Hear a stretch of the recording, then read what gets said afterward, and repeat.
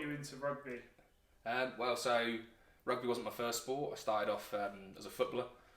Believe it or not, I played centre back, but got to get into about year 5. I think I thought it best to go try and play rugby. I was getting a bit too big for football, a bit too slow.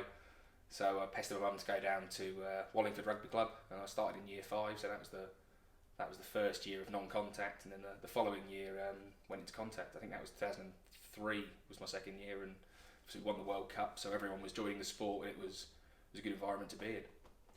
Going through the age grades, what honours did you manage to achieve? After Wallingford, I went to Reading Abbey, played with them for a bit, played some county rugby for both Berkshire and Oxfordshire. Best achievement in county rugby, played for Berkshire under 20s, and we won the National Cup at Twickenham. And then off the back of that, I went and played for the England under 20s in Georgia for 2 tests out there, I think it was. So that was my junior achievements. Wow. Well, we know you as a blindside centre, but that hasn't been the case, has it? Well, always. No. So I started my life as a 12 or 13. Probably for most of my career, I played up till about, I think, 26, 27, until a coach in Australia turned around and said, "Have you ever played in the forwards?" and put me at hooker for a couple of games. And my scrummaging wasn't too bad, and he spent a bit of time trying to work on my throwing. So I pursued that for a few years. But unfortunately, I pursued that here. I pursued it back to Richmond, but unfortunately, my throwing just never got up to scratch. So I stuck in the back row, and that's where I sort of found my feet. Oh well. You did mention over at Oz. What drew you over to go over there and play? Yeah, it was your typical, I'm going to go on a gap year and find myself.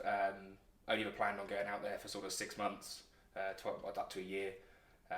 But got myself down in Melbourne, found myself a team, and 5 years later I was still there playing rugby. Eventually realised that my family was still here. I should probably come back and say hello and settle back down in the UK. I guess that makes it quite clear to why you were mentioned as an Australian player. You found yourself for too long. Yeah, I was there for too long. I picked up the accent, so got a bit of grief for that. But now I think I'm finally back to my English accent. And you came back, and you came to Richmond. What drew you over to this club? One of my contacts through my sevens coach, Adam Hurst, knows Hilly through I think the sevens tournaments that are done here. So he put me in contact with Hilly. I thought returning to the UK is my last chance to sort of throw myself at the highest level I can. So I threw myself at a champ club like Richmond, and 3 years here, and I'm really happy. Oh wow! I want to understand something. So you've got a nickname moving around this club. Yeah. It's Cowhead. It is. Could you explain that to me? Yeah, so that again comes from the sevens team with Patchy that Hursty runs. That got, I don't know, size of my head got picked on probably when I was about 17 playing for them, and said it was the size of a cow, and I had the cow head and it stuck. And unfortunately, it got passed on to Richmond by my dad telling Hilly and Rousey. So now it's synonymous with the boys here. Now we're going to look on to this season. So the first, third of this season, you were used as more of an impact player, coming on, using your size, and then now you've moved over as, the starting 6, you've earned the right. How have you find that transition from being from the bench now to starting? It was a hard transition.